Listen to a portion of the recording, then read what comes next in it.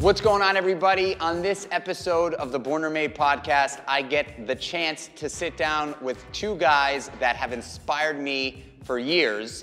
Adam Kallen and Alex Dimattio, founders and co-CEOs of Jane Motorcycles. They make motorcycles, they brew coffee, and they have an incredible clothing line. Check this out. What's up, guys? Welcome back to the Born or Made podcast. I am super fired up today because I've got two guys that inspire me and many others. They're friends, they're entrepreneurs, they've launched a business together, they're killing it. I've watched it from the very, very, very beginning. Welcome to my podcast, gents. Alex Dimattio, Adam Kallen, of Jane Motorcycles. Fellas, welcome. Thanks for having us. This is weird. So guys, Born or Made podcast is something that I started not too long ago, and the idea behind the podcast is to get people on the show that I am inspired by, that I feel inspire others, and the question that I pose, and we don't have to get to the question right now, I tend to like to ask the question at the end, is whether or not you guys think that you were born with an innate ability to get to where you're at in life, or it was something that you had to work towards and it was made over time. You know, I tend to not really voice my opinion there, but I feel like the conversation and the topic is a really interesting topic. You know, I feel like pro athletes, most of them were born with a natural talent, and they obviously work towards their talent as they've grown up in life. But I feel similarly to entrepreneurs, you know, there is something that separates entrepreneurs from the rest of the world, or everybody would do it, right? And so it's a nature and nurture question. And the way I like to get to sort of like our potential answer at the end of this podcast is to talk to you guys about your story and to just listen to your story and hear your story, because I feel like really at the end of the day, life is about storytelling. You know, for thousands of years, humans have loved to listen to stories. And there's only a few people that actually know how to tell a great story, right? Like, there's a campfire. Typically, there's one or two people around that campfire that are sort of leading the storytelling time. And you guys have a great story, and you tell it well, and people like to listen. And it's been awesome to just sort of see you guys launch this business and see where it's come. It went from motorcycles and coffee to like a full-blown, awesome, incredible, handmade, like really high-quality clothing brand that I fucking wear constantly. So, guys, I'd love to hear your story. Well, first of all, if there was a campfire, Alex would definitely be holding court. Like, he's the storyteller of all storytellers. I mean, I can just kind of kick it off. From as early as you can remember, literally, Yeah. Let's go back. You know, do you remember Jolly Ranchers, like the long, skinny Jolly Ranchers? Mm-hmm. Like, I remember as from the earliest of a kid, like, taking those Jolly Ranchers and knowing that that was like a hot commodity, you know, and the kids wanted them, and then I discovered this thing, I don't know if you guys remember, but you take a blow pop, and I would somehow heat the Jolly Rancher and wrap it around the blow pop, and I'd bring them on the school bus, and I'd fucking sell them to kids. And they were like this thing that nobody ever saw before. You would take the Jolly Rancher, you melt it, and you put it on the blow pop, and I would like sell them, I think, for like 50 cents or $1 a piece, and that was my hustle at like age 6, 7. So I found like that desire to make money and sell and kind of be an entrepreneur early, and that just kind of was a thread line throughout my whole life. I grew up in Los Angeles in a mid-tier, middle-class family. And I had a lot of friends with all the things, and a lot of my friends were rich, and I wasn't rich. But then my parents got divorced when I was about 8 years old, and that was like a huge change for me. I went from having all the things to not having anything, and it kind of forced me to get creative in design and my clothes, and not being able to, you know, my insecurities fed on that. Like all my friends had all the things, and I wanted all the things, so I would take an old Izod shirt that didn't fit me anymore, rip off the, you know, the alligator or whatever, and sew it on like a fake polo, and pretend like that was like the shirt that everybody wanted to wear.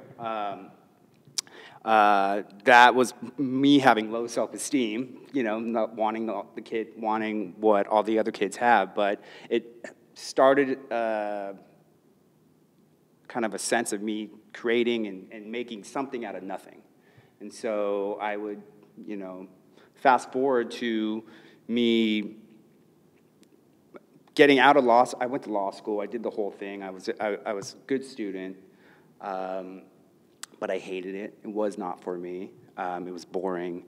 It didn't have like that charismatic, electric vibration that I wanted in my life. And so I didn't go down that route, and I would just kind of make my own clothes randomly. I was working in Hollywood and the whole thing, and I started getting stopped on the street from people I didn't know with asking me what kind of clothes I was wearing. And I'd be like, you can't buy it, it's mine. And I just kept hearing that question a lot. And so I started a clothing brand, and it was great. It was fun. I was like in my late 20s, and I started a fun clothing brand, and it was doing great, and I had a lot of success when I was young and made really poor business decisions. So I stopped that, and then, you know, we can fast forward to how we got started. But that's a quick overview of my childhood to like creativity to entrepreneurship, and I'll get into more. I mean, it sounds, you know, like, I mean, I know a lot about your story. I know a lot about both of your stories, and I think that's kind of why I have you guys here, because I believe that you guys are like tried and true entrepreneurs. But it just sounds to me like, for whatever reason, selling shit was something that you were focused on from as early as you can remember. Yeah, but totally. But in the back of my mind, and back, you know, my parents were always, you know, telling me to go the traditional route of like making sure you have a good education, making sure that you go to school and you get a good job. So I kind of had this, you know, teeter-totter like idea of should I be an entrepreneur? Should I, you know, be a doctor? And I struggled with that for a long time in my life. I think what it was when we went from living in a comfortable situation to living in kind of a really dangerous neighborhood, and not having a lot of money, was when my true creativity kind of spurred and sparked and really forced me into getting creative and being kind of an entrepreneur. So it was both, you know, I'll answer that question later, but it was both innate as well as kind of learned as well from just my environment. Alex, what about you, man? It's funny. I guess after hearing you, if anybody asked me if they should be an entrepreneur, if they are, I would ask them if you sold candy on the school bus. I mean, it's weird. The more I think about entrepreneurship, for me, it wasn't to make a buck. It sounds bad, but it was like a control thing. I wanted to be the guy that had it. And when I was a kid, it was candy. That was what everybody wanted. And then as I got a little older, it became drugs, and that was what everybody wanted. I sold candy and potato chips on the school bus. I didn't make any special blow pops. Wasn't as creative as you, but that was my first hustle. And throughout, I just got a different view on what success was in life from the things I was surrounded by. And I grew up in New York, and the jobs that I had as a kid were never for money. They were always because it was a cool bike shop that I wanted to be a part of. So I went and worked at Amy's Bike Store on 25th Street. It was like the cool BMX spot.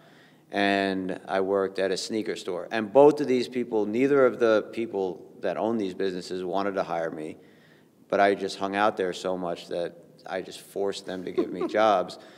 And then the second I got an actual job, like changing tires and things like that, wasn't really for me. But I wanted to be a part of the business. I wanted to own something that I loved and be surrounded by people that were into the same thing I loved. I love the culture of business. I've never been able to, I mean, let me think. I don't think I've ever held a actual job for longer than probably a month ever in my life. Ever in my life. I mean, I had a career in doing illegal things for a very long time, and I was very good at it. But an actual job where I had to show up and work for somebody else, I couldn't comprehend it.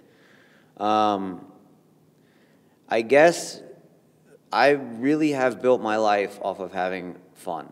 That's what to this day, if I was to talk to a kid, I would tell him that you actually can have fun for your entire life. And building something is the fun, you know. So, you know, I had my bouts with drugs and alcohol, and they definitely hindered progression in all the other things that I loved. But as a kid, I literally did the same things as you, except, I mean, I made clothing. I sold candy on the school bus. My interests were always the arts. I was creative. That didn't seem like a life road for me. And as a kid, I didn't want anything to do with really being a kid. I wanted to be an adult. I wanted a business. I wanted to own my life. And at that time, selling drugs was the only way you could really become a legit businessman at the age of 16 years old. So that was what I did for a long time. It wound up in a decent-sized prison bid, and so that was, I got a little early retirement from that one. And when I came out, it dawned on me that I didn't know how to do anything. Wait, but before we step into your story, you know, like, I can clearly remember. So I've got identification with both of you guys, definitely with a lot of the things that you've done in your life.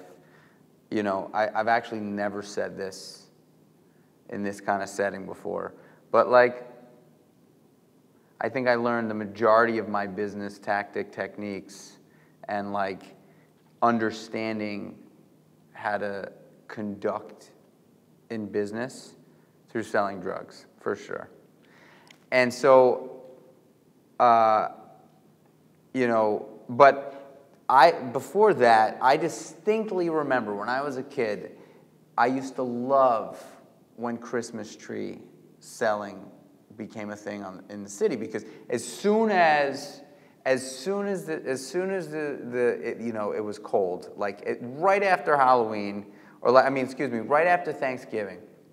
As soon as Thanksgiving hit, all the Christmas tree stands came up, all of them. And in my neighborhood that I grew up in, they were like on every other block. And I was like 12 years old, and I had a pager. And I would go to all of the people that were running the Christmas tree. I loved it. I would go to all the people that were running the Christmas tree stands, and I'd be like, I'll deliver all the Christmas trees. Just page me. I'll deliver, like, anybody that buys a Christmas tree that doesn't want to take it, put it on the side, page me. I'll be here on the weekends. I'll be here within a half hour. I made an enormous amount of money. Like, I clearly remember thinking about how I'm going to set up this business model as a kid, like by myself, and I was like, I'm going to make a fucking killing. How old were you? 12. Yeah. I'm going to make a killing. And so I was making, I had a dog walking business, and I was doing this Christmas tree thing, you know, for over the holidays, and then I developed more businesses over time. But there was something inside of me that I still, and this podcast is sort of helping me get to the why I thought this way, because I'm talking to more people like you that are sort of like, that help me, because you guys are the same as me. Like, we're not, you know, I can guarantee you that 90% of the people that are born and raised in the United States of America are not thinking about selling candy on the school bus. It's just, that's actually not, like, people don't necessarily think that way. It's not like, oh yeah, of course. But for you, it was like, oh yeah, of course. For you, it was, oh yeah, of course. For me, like, there was not a building in my neighborhood that didn't have a flyer with my fucking phone number on it, my parents, my home phone number on it, that said, let me walk your dog for fucking $3. Like, every building had it. This shit wasn't normal. So, like, I think that there is something definitely that is inside of me that has a drive to create value, right? Like, I think it's about creating value, potentially. It's creating value, and it's also this feeling that it's on us. I mean, I've always felt it's not on me to get a job, it's on me to create a job. And that's something that is just the way my brain thinks. I know, you know, my girlfriend knows she can go out and get a job. Your wife. My wife now. Ooh. But, you know, Just married. Just married. Trust me, that was a mistake. There's people that, if they're broke, their first inclination is to go get a job. If I'm broke, my first inclination is to create a job. Hustle. It's hustle.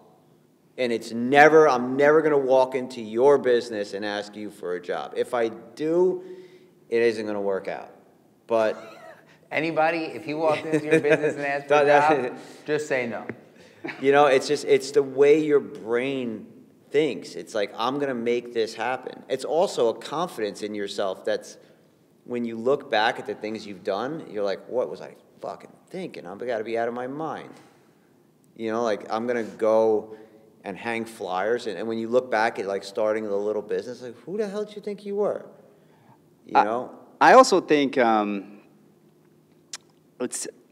we all like to interact with people, too. I feel like it's like, we like to connect with people in a way, and I think doing that and throwing yourself out there and being like an A-type personality is a form of connecting with people, and just, that's, you can't be an entrepreneur if you don't want to, like, work with people and and communicate with people and, like, have, like, that interaction. So I feel like, for me, it's like a feeling, too. It's about, like, really putting yourself out there and not sitting in the back seat and watching the world pass you by. It's actually going out there and creating something and learning from other people and just interacting with people and seeing what's missing in the world as well. Yeah, like, I also, you know, for me, a big part of what I do is obviously people, right? Like, people, for me, and I've been, like, really focused on this in my social media these days, like, people are everything, period. Like, I don't believe you can be successful long-term if people don't like you. If people really don't like you, the legacy that you will leave, you might make a ton of money, but the legacy that you will leave behind is that people don't like you, right? Like, a guy like Steve Jobs, right? Like, he has a bad stigma.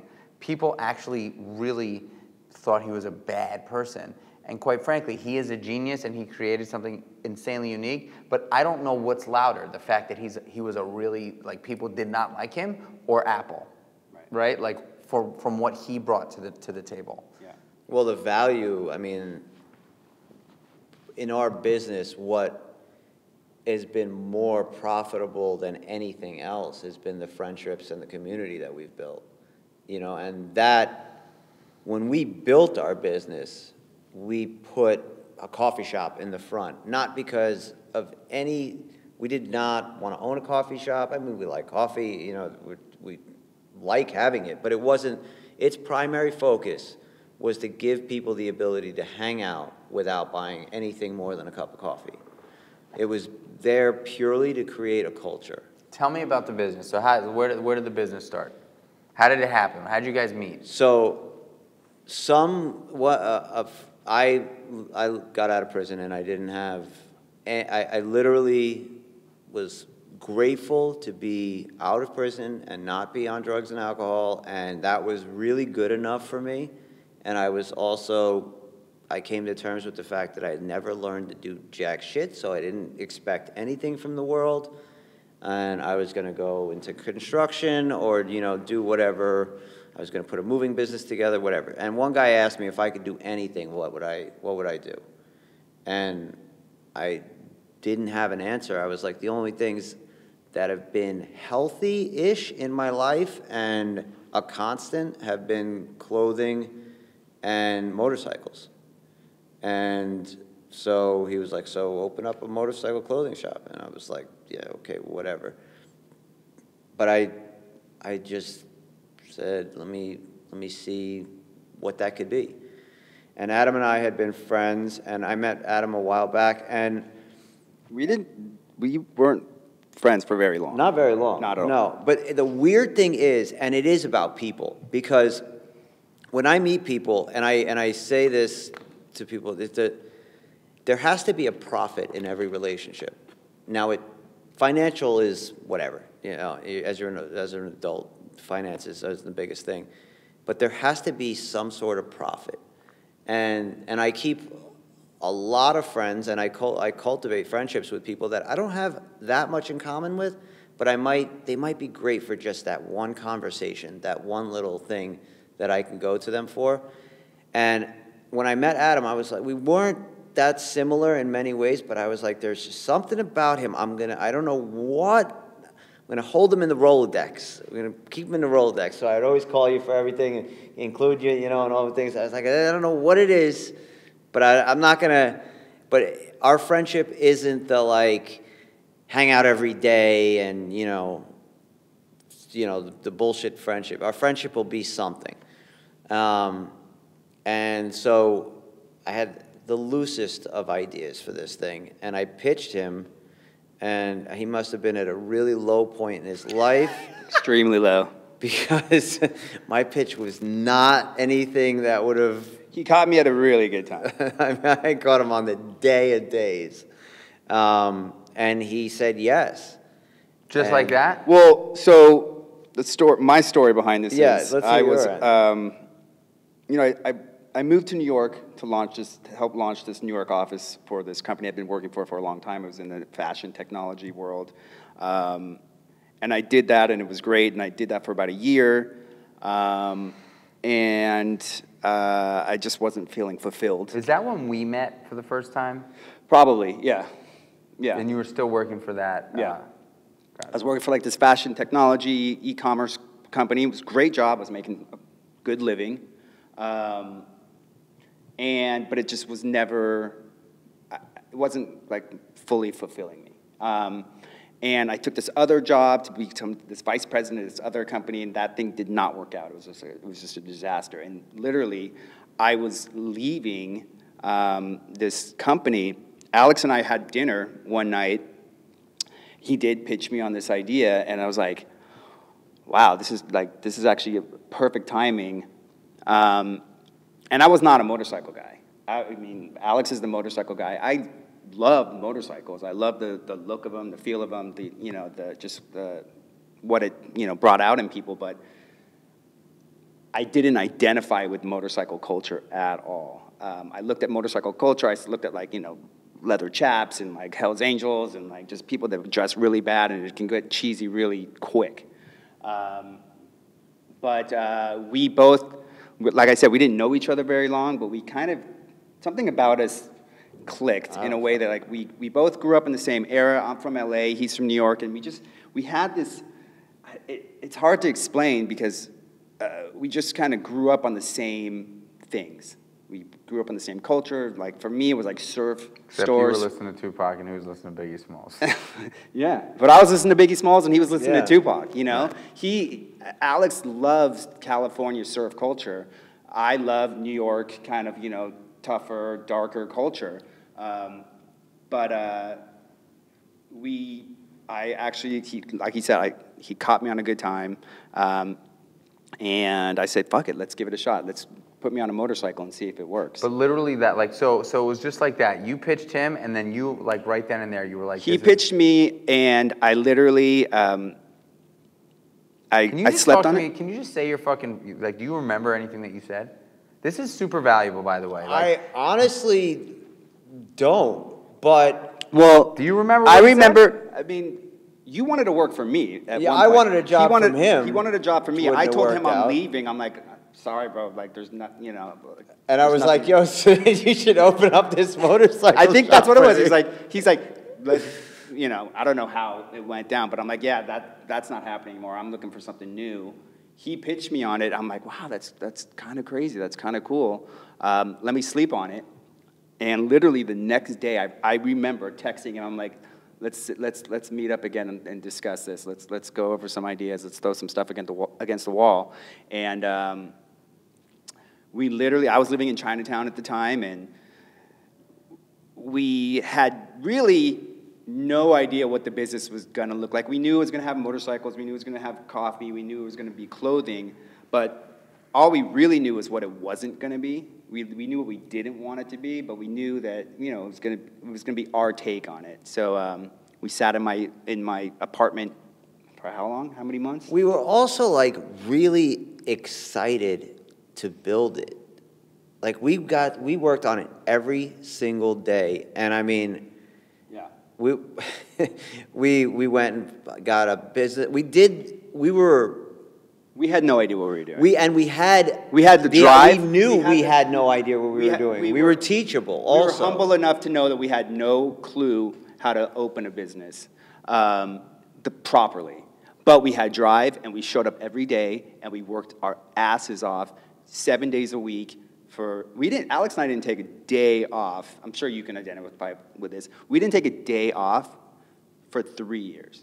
Like, not a single day. And, but like he was saying, we went and saw a business counselor, this free business counselor that was provided through New York City. He told us our idea was ridiculous. He's like, I don't know anybody that's ever taken the city up on that. Yeah, actually. I've known about those guys forever. and they were like, he's like, yeah, so do this homework and come back in 2 weeks. We're like, how about 2 days? We'll be back in 2 days. Yeah, we're like, could we come back tomorrow? We were so eager. And he was like, oh, no. Did they help?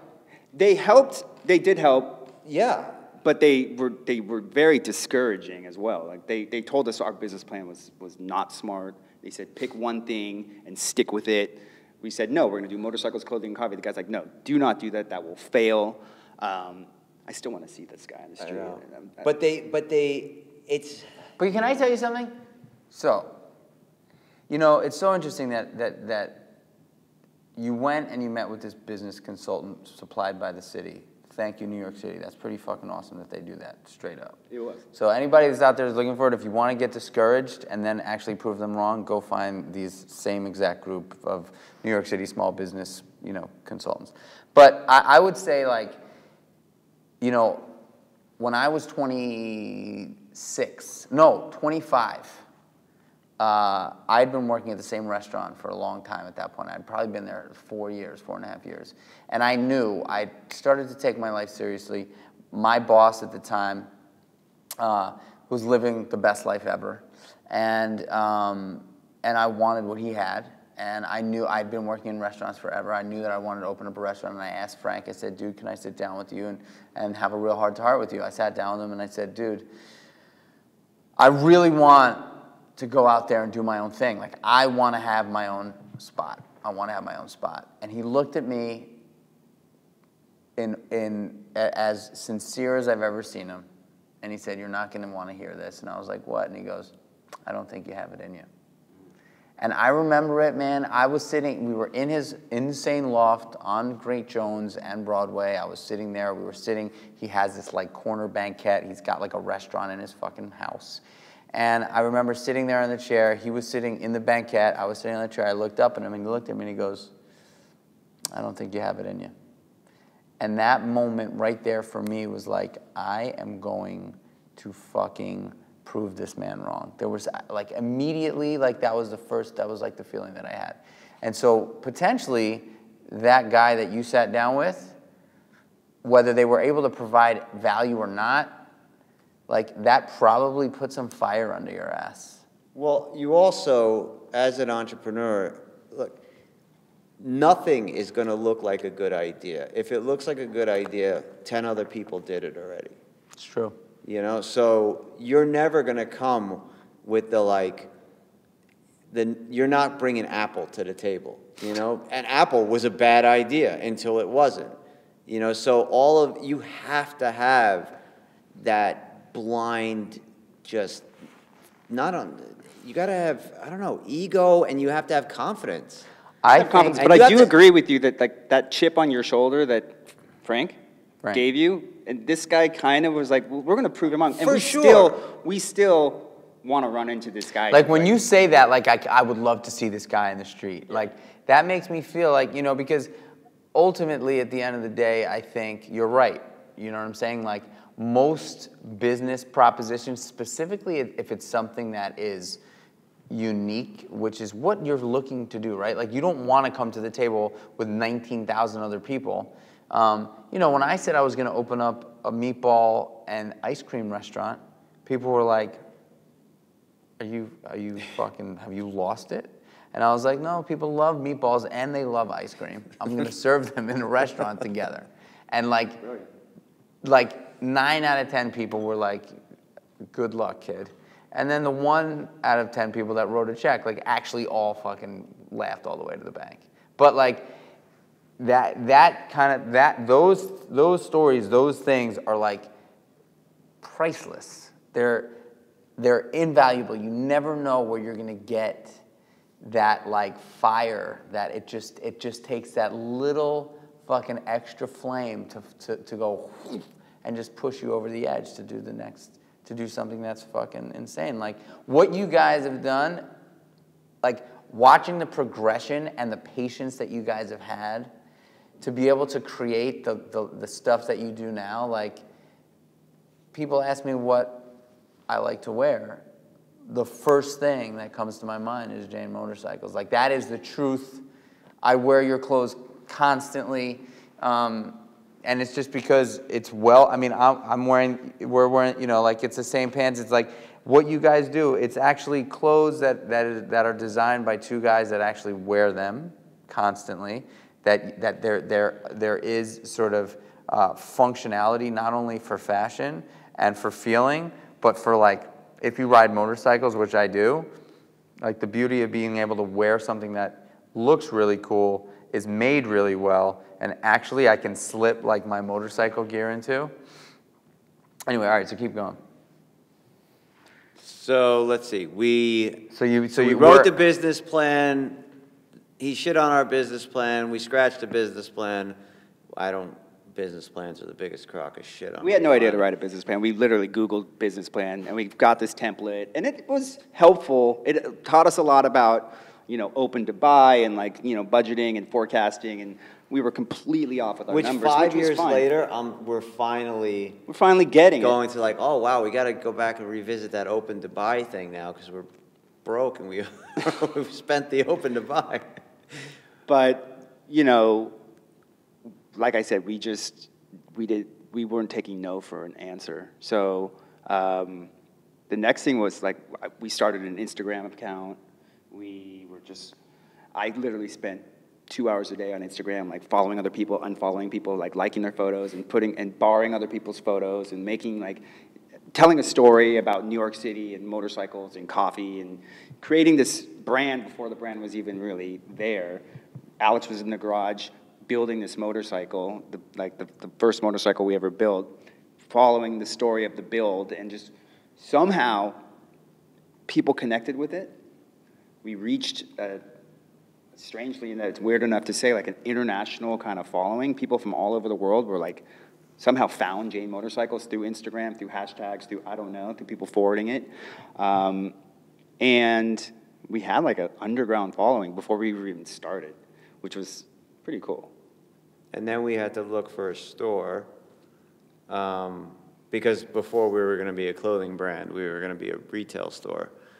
And we had, I mean, look, our story is one that should give anybody that's trying to do something inspiration, because we knew jack shit and we didn't know one person to ask anything of. Like, we literally, you know, at this point, if I had to open another business, I got a Rolodex, I got a name, people, I can call people, I can say I did this, I'm this guy, blah, blah, blah.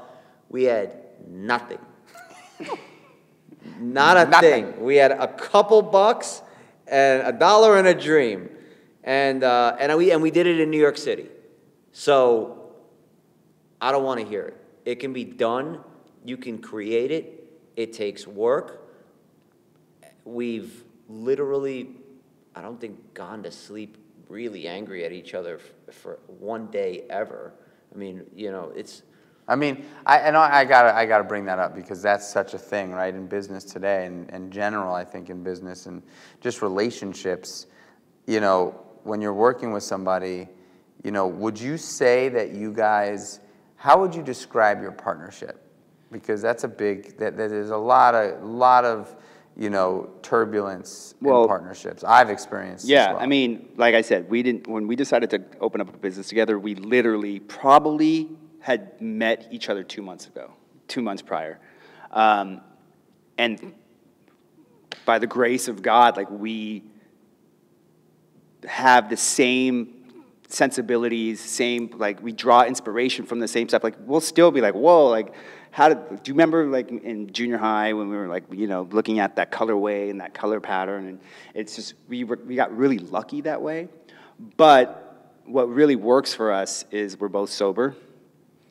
We both keep our side of the street clean. We both are accountable. We both take our egos out of it. And we literally, like Alex said, we don't hold a grudge. There's plenty of times I'm sure Alex wants to fucking wring my neck, and there's tons of times I want to wring his neck, but we talk it through. We get to the heart of it, and we're both. And you hug each other at the end. Yeah, and the most important thing is we want to be happy. I mean, we've gotten past the initial growing pains of like, hey, I want to be in front of the camera, or hey, that I did that, or you did that, or you know. And now it's like, we did that, and we're raising this kid together, and having a business partner is one. It can be terrible, or it can be the greatest thing, because I can't share the success that we have. Nobody wants to hear this shit, you know. Look what we made. Look what we did. The only person I can share it with that really gets the same feeling as me is my business partner. So when we make something or we make money, we make it together. And we get to look at each other and fucking be like, you know, we did good this week, you know? And that's priceless, you know, to be able to take the bumps and the bruises, but also the successes, and have somebody that you can share that with, where it's not an ego thing. It's something you did together. You know, it's like, I'm not, you know, I can come home and talk to my wife or talk to my sister or talk to anybody, and I hear the words come out of my mouth and they sound like I'm bragging, or I'm like kind of like taking over the conversation. But when I can do it with you, it's like, yo, we did this together. I'm not bragging. It's yours 50-50. Like, this is doing okay. Or, you know, we made a pair of jeans. Who the fuck ever thought we could make jeans? You know, so to be able to share those successes with somebody is dope. And we did come into our own. When we first started, we were both didn't know what roles the other person had, or who should do what. So we both were like, we're going to design this. I'm going to be on Photoshop. He's going to be on Illustrator, and we're going to try to figure it out. And through the years, we realized, where our strengths lie and where our weaknesses are. And, it's kind of evolved into, I handle a lot more of the operations. Alex is a lot more of the creative, and I'm okay with that. Like at first, I'm like, I want to do all the creative, but like I know that Alex is more creative than me. I know that he's better at that world than I am. So I welcome it, and I take my ego out of it. And he's not great with email. He's gotten a lot better, and he's finally learned how to reply all. I told you I wasn't qualified for much. He was in prison for the whole launch of email. They don't really get to reply all in prison. But so we've developed a dance that's really worked, and a partnership that's flourished. And it's at the end of the day, the end goal is the success of the company that we built. So it's like what I just for me, it's like it's so beautiful to hear you guys talk about it, man. I listen to, I see, I mean, we're friends, so, and we hang out, and I like, there is an opportunity for business partnerships to be awesome. Yeah. And I think you hit the nail on the head, right? Like, ego is 100% the problem in most scenarios in life. Like, I understand that like there are times in life where our ego is super valuable and gives us the potential confidence to go out and do something, to step in and ask that question, to speak up when you're potentially not comfortable speaking up in this specific setting. But like, I think ego tends to get business partnerships in lots of trouble. And the fact that you guys have been able to sort of like understand each other, appreciate each other, because really at the end of it all, like, your business is not going to be at your funeral. You're not going to go to the grave with your fucking bank account. Like, happiness in life is, in my opinion, the most important piece of the puzzle. And, quite frankly, it's been studied that the one thing that is consistently common in people after a certain age that are happy is relationships. Absolutely. And that's it. And so, like, we're in a time right now where it's like, obviously it's one of the best times to be an entrepreneur, right? Like, entrepreneurialism is a cool thing.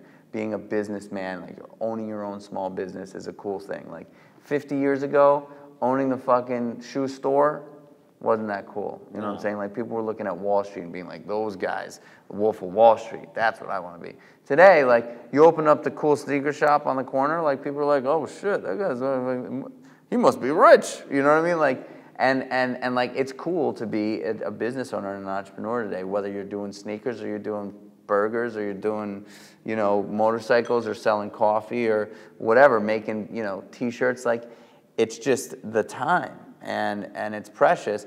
But with that, it requires a lot of work to be a business person, to be a business owner, because when you're a business owner, you don't ever close the door and go home. Like, it's never like, oh yeah, I'm done for the day. It just doesn't exist, because no matter what, I mean, successful business owners always are accountable.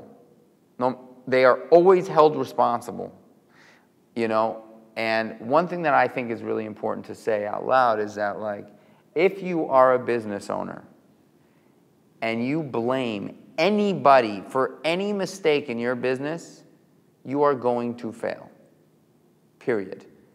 You must be responsible. It doesn't matter who made the mistake. And I think the buck stops with you. The buck stops with you. And I've watched this. I've watched people literally in the top position of a company, owner, boss, like, sit at a table and like blame people for why things aren't working out the way they should be working out, or the way they're supposed to work out, or the way that we've envisioned or projected them to work out. Instead of just being like, I am responsible for this. I take full accountability for this. Let's figure out a way as a team. This is like what great leadership is as far as I'm concerned. Absolutely. I was just going to say, it's all I leadership. am responsible for all this shit. The mistakes that we've made, I take full responsibility. Let's work together as a team to figure out how to make this company better. I mean, in reality, there was a lot of little things like throughout. So we had the coffee shop, and we wanted it to do a certain thing, and we also had a motorcycle shop, and the two of them, coffee shop, most people want to come in, sit in the computer, and not hear motorcycles pulling up all the time. So we're like, how is it that place is so successful, and that, and so you want to put blame on something other than yourself. Oh, we're on the wrong block, or you can always look at somebody else's business and think that they've got it better than you. Compare and despair. And then I can also show you a million other businesses that were in a worse neighborhood, had less money, had way less than you had, and managed to figure it out. And if you come at it with that attitude, you'll fix it. But if you come at it where you feel like a victim, you're just trapped. I'm going to cut in. I'm going to give you some credit here. Alex is really good at, he's very solution-orientated. When we get problems thrown our way, which everybody gets problems thrown their way, my initial tendency is to be like, fuck, what are we going to do?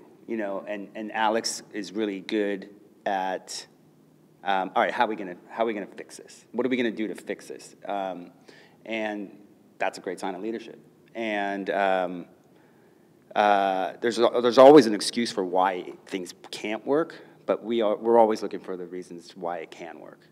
And you were talking about blaming people, and Alex and I, maybe this is not healthy, but and I've really kind of, my fiance is kind of on me to not do this so much, but like, if there's an email that has to be answered at 12 a.m., like I'm answering that email at 12 a.m., like I'm up. And we've done some collab stuff with other people, and we were building this jacket with another brand. And we wouldn't get a response for like 24 hours. I'm like, well, what the fuck? Like, what's wrong with these people? And Alex, we're like, that's why these people aren't going to be successful. And I don't know if that's good or that's bad, but we had our phones by us at all time. Like, we just lived, ate, and breathed our business, and took responsibility for it. Didn't blame anybody else for it, like you said. And we're just trying to be like as good of leaders as we can. Like, we have about 10 employees. We're a small business, but we try to lead them. We try to have fun with them. We can do better at it, but like our thing is to really not blame anybody for anything and just take responsibility for everything. Talk to me about the name. Where did Jane come from? So we came at it as, being part of the motorcycle community, but we weren't, my feeling, I grew up around motorcycles in every aspect. I grew up on dirt bikes, street bikes. I mean, I wasn't really a Harley guy, but I grew up around them. But as a overall culture, I never really bought into any aspect of it. I don't know, and even just growing up in New York in general, you're kind of like a chameleon. You dip your toe into all little things. By the way, motorcycle culture is not real. Unless you're like a Hell's Angel, it's not like a New York thing, unless you live in the Bronx. Yeah. Well, I did. I rode with the Wheelie Boys for a while. And I dipped my toe in little aspects of it. But when I came to him, it was like, I want to open this clothing company, but it's not what you think. And then we went to a party in Williamsburg for like a motorcycle magazine launch party, and it was everything. It was my worst nightmare. It was literally my worst nightmare. Just the stereotypical what you would think. Fucking like, ranchers. And just like not sorry if you're watching this and like you were at that party, but not cool and not inspiring and not like high vibration and elevated at all. And so I was like, that's what I think of when I think of motorcycles, you know? And I saw something else, you know, and everybody has seen it. There's a cool aspect to motorcycles. When you get into like the culture of any specific end of it, yeah, it gets really cheesy. So when we did this, we didn't want anything having to do with the tough guy thing. We didn't want anything to do with the beard and the... Yeah, anything that's just motorcycle stigma. And to this day, we battle with that. The second you mention motorcycles to people, it's like, okay, well, you have to be this. And we're like, no, we don't want to be that. We want a little bit of this and a little bit of that. And, you know, if we want to make pink Hawaiian shirts, we're going to make pink Hawaiian shirts. And that's just because what we feel You guys like have doing. a great fucking Hawaiian shirt. You know, so I mean, and that's kind of the way I've looked at everything. There's no rules. Why is there rules? You know, it's whatever, do whatever the fuck you want. So we got together and we started to look for names, and our business counselor, you know, pick a name with a hard consonant, 4-letter word, and we wanted something that also, we weren't totally sold on the motorcycle thing. Maybe one day we don't want to do motorcycles. Maybe, you know, maybe we want to stay a little nimble with the name so that if it goes to the left or the right, we're not called Fast Eddie's, you know, and then we're just stuck with Fast Eddie's Coffee Shop. So we... Plus, we also, like, we say this, we wanted to create a sense of confusion, a sense of, you know, what is this place? When you walk in, we were like, Yeah. what is Jane? So it was the exact opposite of what you would think a motorcycle brand would be called. It's kind of perfect, which is strange, Yeah. right? Like, I've never questioned the name. Well, I've actually. also, and here's the one thing I will take away from naming a company, at least on our side, it's the business we took a girl's name, and over time, the business will define that name. As long as you don't call it Fast Eddie's Speed Shop or something like that, where you're kind of stuck with exactly what you got. Like the meatball shop? But the meatball shop was perfect for the meatball shop, you know. But if you're going, like, you take a 4-letter word, doesn't mean anything, you stay in business for 10 years, your business will now own that meaning, you know. And It's cool. So that's the thing. It's like when people sit there and look, names don't sound perfect. Meatball shop probably sounded perfect. But a lot of names don't sound perfect. And when you're naming a business, it's like naming a kid. You just got to pick one. And, you know. Who said Jane? I think you did, yeah. It was actually, I remember, we were walking down Center Street or Lafayette down to Tribeca or down to Lower Manhattan to go meet with our business counselor. And yeah, we were just throwing names out, and I said it, and we both gave each other that look. I'm like, oh, let's hold on to that for a second. So yeah. And we loosely... And it was like, there was like Jane Street, New York. We loosely created it just in case so somebody doesn't say, well, you told me it was. Well, we loosely based it on a girl that I used to ride dirt bikes with. We have no idea what her name was, but that was what the story was. She's like a muse, Yeah, potentially. yeah, she was a muse, and it worked. And I've gone through my days where I'm trying to design stuff around it. I'm like, I hate this fucking name, and then some days I'm like, I wish we had a tougher name. And then one day, but it served us well. Yeah, you know, it's hard. The J is hard. The J is sometimes hard. to design It's around. got no emptiness. It's a pain in the ass. And then, you know, you haven't figured out one good script J. There's not one, you know, and it's... We've gotten around. Designing the logo was another thing that was a trick. Yeah. Alex's sister is a very successful and talented artist, and she was helping us come up with an idea of how to design the logo. Because, you know, when you design, when you draw, or when you paint, all you're doing is doing what you think your arm should do. You're drawing a J, you think your arm should just draw a J like it's drawn a J for your whole life. So you're not going to come up with anything creative because that's all you're ever going to do. So her idea was, we got a bunch of craft paper, we laid it out in her apartment in Chelsea, and we took paint and we just started like splattering it and like drawing crazy letters and then taking tape, duct tape, and making letters out of duct tape, and just stuff started forming that way, and it just became this cool way that I don't think either of us would have created had we not done that. And we have an amazing photo of all of the like original first concept designs. That's so cool. Designs. It's cool. And so, yeah, I mean, we always just try to think outside the box to kind of get. But that falls back on. I mean, honestly, this business was not created by the two of us. This business was created by every single person that's helped us along the way. Totally. And if you don't ask for help, if you don't have the humility, you better have a really deep pocket and a really thick Rolodex. Because, I mean, we knew nothing. And, I mean, people, we walk in the store and I'm like, where'd you get that? How'd you get that? Who made that? Who do you know? What do you do? And, like, literally, that's what the coffee shop was literally us making coffee and grilling every customer that came in on, like, what do you got for us? You got anything? What can you help us with? Where'd you get those shoes? Cool. Who makes the shoelaces? Like, literally, and we built this business off of connections that walked into our store. If you think of it. Like, we started with, like, we just asked everybody everything. We didn't know anything. I mean, we met Stefano at that motorcycle show. We met Stefano. Who was like an amazing interior designer who helped us build our first bar, and it just snowballed into this thing where people, they liked what we were doing, they thought we were onto something, and we were open to receiving that information. So you guys, all right, so what are you? You're 7 years in? 7 years in? 6 plus. 7 years in. You're launching a bunch of new stuff for the fall, winter. I can't wait to get my hands on. You guys might actually be the first person that has given me the confidence to buy a one fucking piece jumpsuit, because I tried it on and it's actually off the chart awesome.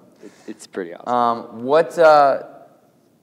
We'll wrap this thing up, but what's the future look like? Do you guys have any? I mean, what do you think? Anything that you want to talk about specifically, or do you guys are just like, we're keeping our head down, we're creating great shit, and we want people to come and check it out? I mean, the big goal is to open, more shops, to open up, Well, let's be honest. The big goal is to have a store in each of the cities we grew up in. That's the next.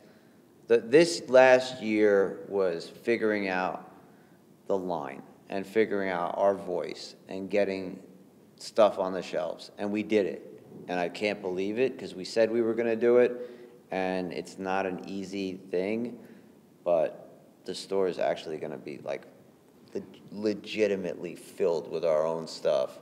I mean, I want to just make it clear, like we've had clothes on the store for a long time, our own brand, but this year, it's sometimes I and Alex walk into the store and I'm like, how did that happen? You guys have made a significant shift. I think in the last 18 months, you guys have made, so you guys, I think the first thing that you did that was really significant was the Ludlow jacket, right? Yeah, the Driggs. The Driggs jacket, right? Yeah. The Driggs jacket. And then I felt like from that moment on, you guys were just sort of like full speed ahead making really great shit. That was not like a t-shirt and a pair of pants, was like awesome quality crew neck sweatshirts, awesome quality hoodies, awesome pants. Every jacket you made was like thoroughly thought through in 3-4 different colors, like wax cotton, wax canvas, like just fucking prime time, amazing, beautiful stuff. I'll tell you, over from probably the last 6 to 8 months, we've really figured out, we got lucky and got connected with some really good mills in Japan. And, figuring out what really good quality fabric is and the differences in for me, it's I want to compete at the top level of quality menswear. It's not about printing t-shirts and making a buck. It's about making a heritage line that lasts forever. It's about the stuff that you buy from us having a meaning to you, you know? And we produce everything in New York and right around in this country and some things in Japan, and it's not cheap. But I promise you, there's a value in it.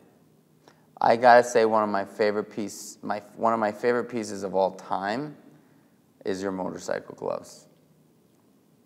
Which are made by a guy in Japan. That's all he does. They're That's all he insane. could care about doing. They're insane. And also the Driggs jacket, which I've had for 3 years almost, and it's still not broken in. But well, I'll get there, I'm sure. This year I'm going to try to put some fucking wear and tear on that thing.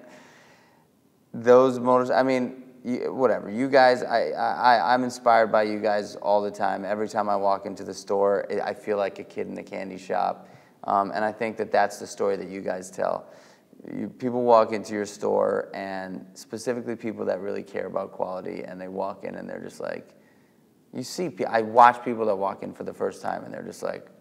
Well, it's that feeling you get when you walk into a store. And it goes back to our childhood. And it goes back to, I'm sure, your childhood too, that I specifically remember walking into stores and remembering the music that was on, and remembering like the people, and like getting like a high five from somebody that worked there. And like I fantasized and dreamed of doing that for myself one day. And like I knew what kind of music was going to be playing. I knew what the vibe was going to be like. I knew the feeling that you experienced when you walked into a store, that you were home, you know, and it was like you're home away from home. And that's what we want to do for the future as well. Like open more stores, develop the brand, keep growing. And you also happen to build insane motorcycles. I mean, the motorcycles that you guys have done are, you guys have built a motorcycle for me, not from scratch. We're going to do another one this winter. I'm going to take that Hyper Motard and, spend some time with Alex on fucking Photoshop and figure it out.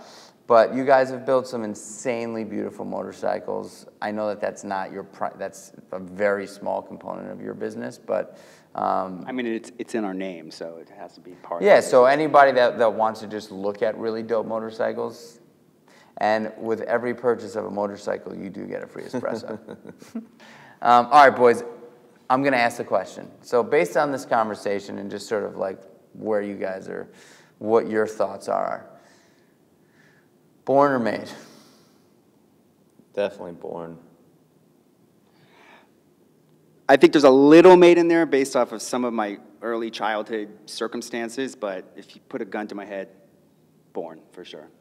I mean, my 2 cents on it, born, not sure, but definitely the things I saw as a very, very young child cultivated that side of my brain, and there was definitely no other direction to go. So I don't know if I was spit out the womb, selling blow pops on the bus, but what I took in from the world around me, that all pointed to. Like, were you in competition with anybody else selling blow pops on the bus? No. Nobody else wanted to do that stuff, which blew my mind. I mean, they're really... You never got busted for selling blow pops on the bus? No, I paid off the bus driver. I gave him a bag of chips. I got busted. Guys, I can't thank you enough for being on. It was fun. Yeah, man, this is awesome. It was dope. Thank you for having us. Of course. Until next time, y'all. These guys are borners. I figured they were borners. I was almost 100% positive. But just so you guys know, it's been 50-50. Yeah, I was just going to ask, what's the 50-50. Really? For sure. I think we've shot, probably a dozen shows, a dozen podcasts, and I would say 50-50 across the board. Yeah.